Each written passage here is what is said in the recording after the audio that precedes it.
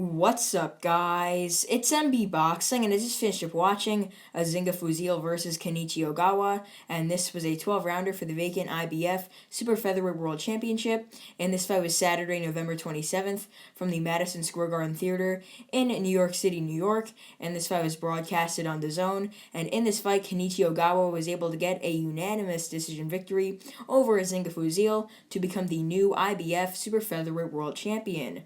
I personally scored this bout 116 to 109 in favor of Kenichi Ogawa. I mean, he scored 3 knockdowns, so it's pretty impossible to have it in favor of Azinga Fuzile. But the 3 judges scored the bout 115 to 110 twice and 114 to 111 in favor of Ogawa. And just to break down the fight in each round, I thought the first 3 rounds were fairly competitive aside from from round 1. Round 2, Ogawa barely won it in my opinion. In round 3, same with Fuzile. But then the first round I did give to Ogawa pretty clear because he landed some nice right hands, dictated the pace as well. But then in the 4th round, I thought it was another really, really close round that I did give to Fuzile. He had some decent movement around the ring, landed some nice left hands to the body and to the head. But then in the 5th round, Azinga Fuzile got dropped by a brutal right hand. It landed like right on the chin of Fuzile, and then Fuzile backed up. He sort of buckled and was out on his feet up until he sort of took a knee himself, and luckily he took that knee because if he didn't, he could have been knocked out cold. But yeah, he ultimately recovered with 1 minute left of that round, but he was still a bit shaken throughout that minute. But then in the 6th round, 7th and 8th, I gave them all to, or I believe, yeah, 6th, 7th, and 8th I did give to Kenichi Ogawa. There was a couple of swing rounds in between, maybe rounds 7 and 8 could have been swing, but then, I mean, Azinga Fuzile did yet again get hit with some decent right hands from Ogawa. That's why I did give most of those rounds to Ogawa.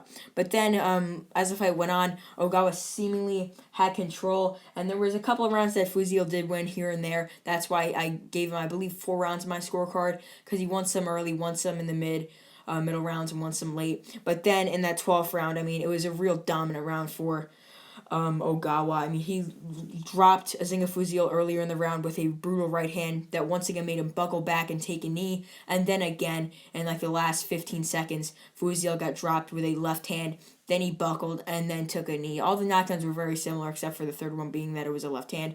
But nonetheless, Azinga Fuzile losing for the 2nd time in his career. Kenichi Ogawa becoming the new world champion. So what is next for Kenichi Ogawa? I would love to see him fight Shavkat Rakhimov, the highly ranked IBF contender who was supposed to get this title shot a couple months ago, but he was injured, and he also fought for this belt, I believe so, against Jojo Diaz. So I would love to see a battle between Ogawa and Shavkat Rakhimov, which could probably be made next. But as for Azinga Fuzile, I would like to see him go back to South Africa, take on some decent fighters, if not stay in the United States and fight guys in the top 15 and top 10, because he's still that type of fighter. I think he's still in the top 15, top 10 at super featherweight.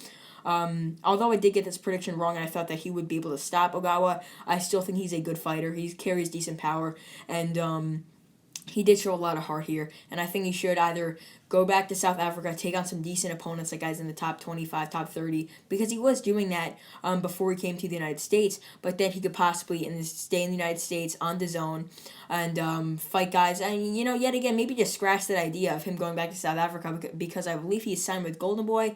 Correct me if I'm wrong in the comments, but he's a very, very well-skilled fighter, still in my opinion, and I think he gets some more decent opportunities by fighting top 15, top 20 guys in the United States. So overall, Kenichi Ogawa drops Azinga Fuzile 3 times en route to get a unanimous decision victory to become the new IBF Super Featherweight World Champion. And yeah, that's really it. I'm MB Boxing. Thanks for watching, and I'll see you guys later.